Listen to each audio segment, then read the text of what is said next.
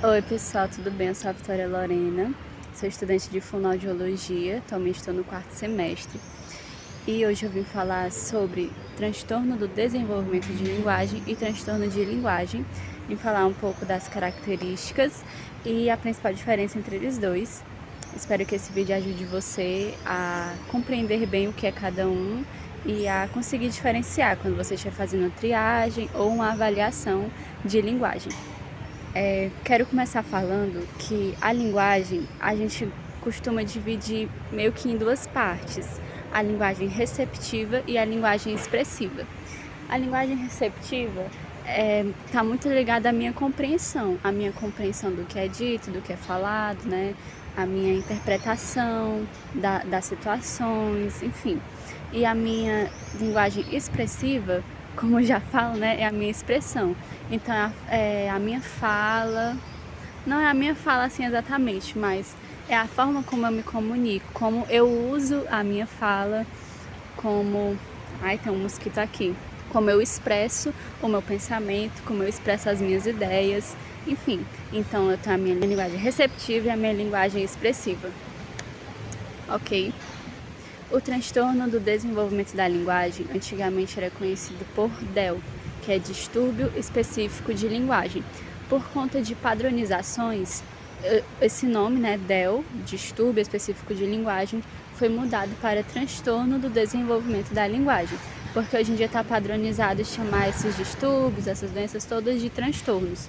Tanto que quando você vê transtorno de déficit de atenção hiperativo, transtorno do espectro autista, transtorno de linguagem, transtorno miofacial, enfim. Então, hoje em dia se usa essa nomenclatura de transtorno. Então, o antigo DEL virou TDL, mais por questões de padronização. Então, no transtorno do desenvolvimento da linguagem, vai ter a alteração na linguagem, pode ser na receptiva ou na expressiva ou nas duas. Porém, essa alteração, essa dificuldade na linguagem não vai estar associada a nenhuma doença de base. Então, quando você estiver fazendo ali a triagem, né, a avaliação, enfim, você estiver triando uma criança e ela estiver nessa faixa etária, assim, né, do desenvolvimento, né, 2 anos, 3 anos, que é a faixa ideal aí de fazer essa triagem, e a criança não tiver nenhum transtorno, nenhuma doença de base, e ela tiver uma alteração na linguagem, então ela vai ter um transtorno do desenvolvimento da linguagem. Mas vale ressaltar também que, ok, não tem doença de base. Como assim? Não tem TEA, não tem síndrome de Down, não tem paralisia cerebral, mas vai ter sim componentes genéticos, componentes hereditários associados a essa dificuldade na linguagem dela, porque pode estar ligada à questão da anatomia cerebral, pode ser uma assimetria cortical, pode estar relacionado na conexão entre os giros e os sulcos cerebrais. Então, o TDL vai ter sim um fator hereditário mais relacionado à anatomia cerebral, ao desenvolvimento cortical, nessa área assim da linguagem, né? Do fascículo arqueado, Wernicke-Broca, mas não vai ter uma doença de base, não vai ter nenhum espectro. E vale ressaltar também que o transtorno do desenvolvimento da linguagem pode ser potencializado de acordo também com o ambiente em que a criança está se desenvolvendo.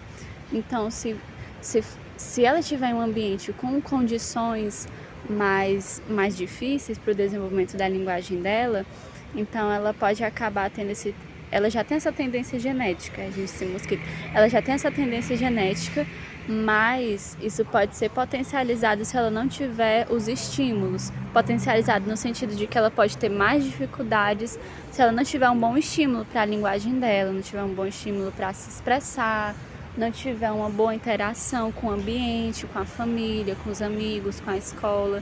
Tudo isso pode potencializar o transtorno do desenvolvimento da linguagem. Agora, o transtorno de linguagem, o grande diferencial dele é que no transtorno de linguagem a pessoa vai ter uma doença de base. Então, aí sim, em um transtorno de linguagem, a pessoa pode apresentar TEA, pode apresentar paralisia cerebral, síndrome de Down, transtorno global do desenvolvimento. E vale ressaltar que o transtorno de linguagem não é um diagnóstico só para criança. Gente, que música chata! Não é um diagnóstico só para crianças, né?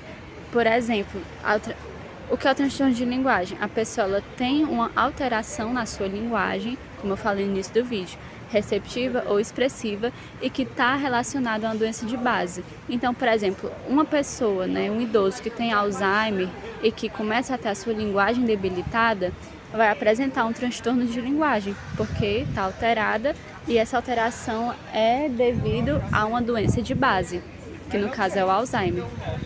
Então, quando você estiver fazendo a sua triagem, na triagem de linguagem, a gente vai avaliar a interação, né, avaliador-paciente, a intenção comunicativa, o modo de se comunicar, se é verbal, não verbal, ou então gestual, vocalizações, mas a gente também vai analisar os componentes linguísticos, que é do vídeo que eu postei, tá com alguns dias, acho que já tá com as 2 semanas. Então, fonologia, morfossintaxe, semântica, léxico, pragmática, e acredito que são esses todos os componentes.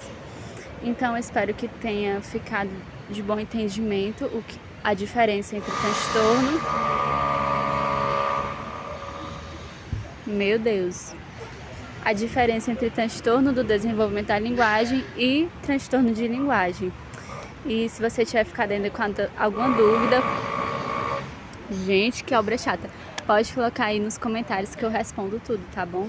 E se tiver mais algum pedido de vídeo, eu posso trazer aqui também, ou pro Reels ou para um vídeo longo na horizontal. E até o próximo vídeo.